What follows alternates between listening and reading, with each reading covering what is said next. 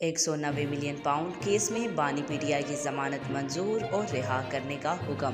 Islamabad high court ने 190 million pound reference का महफूज फैसला सुना दिया है और बानी पीटीआई की जमानत मंजूर करते हुए इन्हें रिहा करने का हुक्म दे दिया है।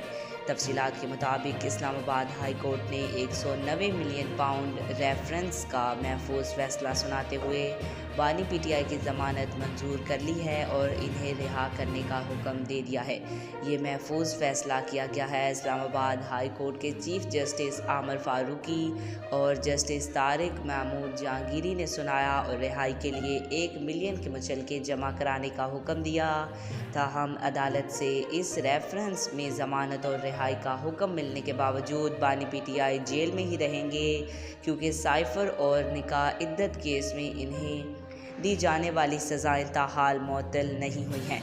वाज़ेह है कि एहतसाब अदालत की जानिब से 190 मिलियन पाउंड केस में ज़मानत खारिज होने के बाद इस फैसले के खिलाफ बानी पीटीआई ने इस्लामाबाद हाई कोर्ट से रुजू किया था और अदालत में नैब प्रोसिक्यूटर अमजद परवेज़ और बानी पीटीआई के वकील लतीफ़ कोसा के दलाइल सुनने के बाद गुज़िश्ता रोज़ फैसला महफूज किया था।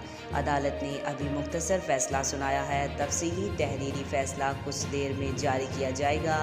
बानी पीटीआई को साइफ़र केस में 14 साल, तोशाखाना केस में 10 जबकि दौरान इद्दत निकाह केस में 7 साल की सज़ा हुई थी, जिनमें से तोशाखाना केस में सज़ा अदालत पहले ही मुअत्तल कर चुकी है।